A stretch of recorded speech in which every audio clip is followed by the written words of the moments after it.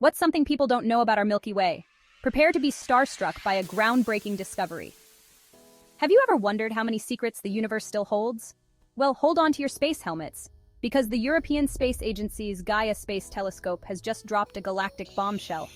Until now, we thought the Milky Way's shape was mostly settled billions of years ago. But new findings suggest something astonishing. Our galaxy experienced a major collision less than 3 billion years ago. That's right, much later than the previously estimated 8 to 11 billion years. This cosmic event, known as the Virgo Radial Merger, wasn't just a small bump in the night. It brought a whole entourage of stars into our Milky Way, challenging earlier theories that these stars were ancient residents from an old merger called Gaia-Sausage-Enceladus. Thanks to Gaia's high-tech eyes, which detected distinctive wrinkles in star distribution, our understanding of the Milky Way's history and structure is evolving.